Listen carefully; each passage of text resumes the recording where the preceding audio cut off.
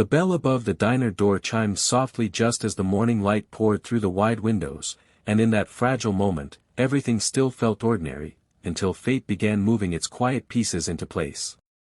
No one noticed it at first, but that simple bell marked the beginning of a day that would fracture hearts, expose buried truths, and remind everyone inside that kindness, when given without conditions, can change lives in ways no one expects. Before the story pulls you any deeper, pause for a second. If you believe kindness still matters, if you believe people deserve second chances, take a moment right now to like, comment, share, and subscribe to the channel Grandma Dearie. Your support helps stories like this reach hearts that need them most.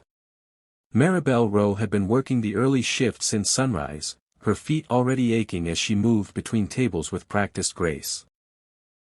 The diner was modest, tucked between a hardware store and a bus stop, with red vinyl booths and the smell of coffee clinging to the air. Maribel wore the same pale blue uniform she had washed thin over the years, her hair tied back neatly, her smile polite but tired. She was poor in ways money could not fully describe, carrying the weight of overdue bills, a tiny apartment, and a past she never spoke about. Yet every morning, she showed up, because survival had taught her consistency was the only luxury she could afford. At the same booth near the window sat the little girl who never spoke. Her name was Anya Klein, though Maribel learned that only after weeks of gentle observation.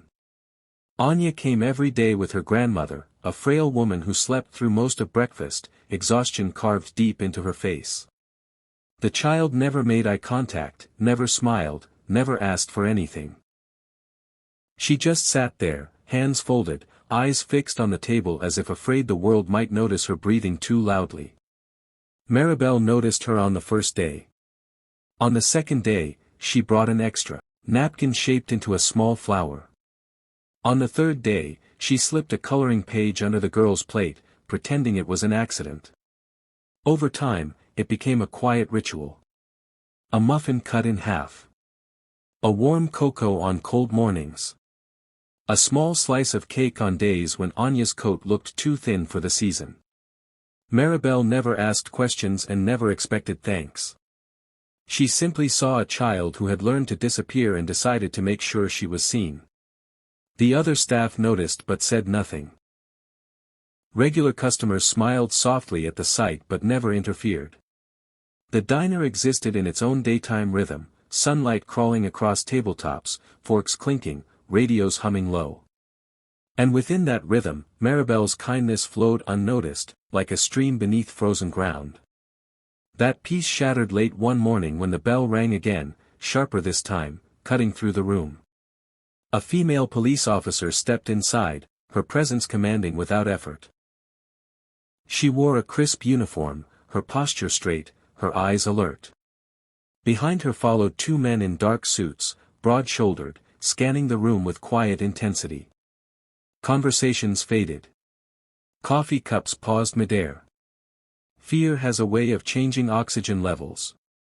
Maribel froze where she stood, her heart thudding painfully as old instincts flared. She had done nothing wrong, yet guilt had lived in her bones long enough to feel permanent. The officer's gaze moved slowly across the diner, then stopped on the booth by the window. On Anya. The little girl stiffened instantly, her hands tightening around the edge of the table. Something in her recognized danger long before reason could catch up. Maribel saw it and acted without thinking, placing the small cake she had brought directly in front of Anya, her body subtly blocking the child from view. It was a foolish, brave instinct, the kind that comes from loving without permission. The officer approached, her steps measured, her expression unreadable. The two men remained behind her like shadows. The grandmother stirred awake, confused, fear flickering across her face.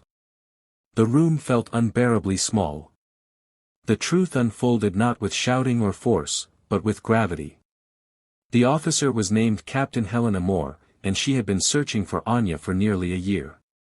The child's mother had vanished under circumstances too dark for a child to understand, and the grandmother, overwhelmed and terrified, had taken Anya and run, afraid the system would swallow her whole.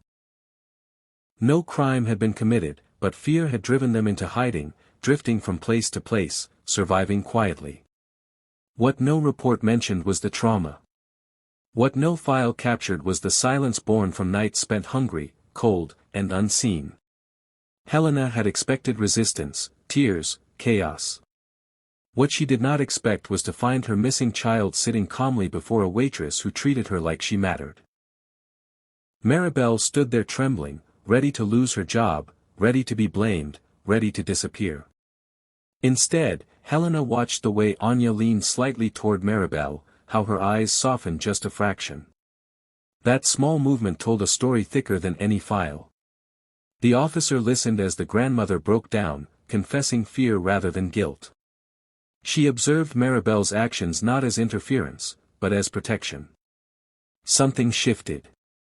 The law did not bend, but compassion guided its path. Helena arranged support rather than separation, help rather than punishment. Social workers were called, not to take Anya away, but to ensure she would never need to hide again. As they prepared to leave, the diner exhaled. And then something extraordinary happened. Anya looked up at Maribel, just for a second, and placed her small hand over Maribel's worn one. No words were spoken. None were needed.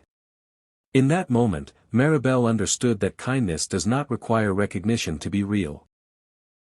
Life did not magically become easy after that day. Maribel still worked long hours. The diner still smelled.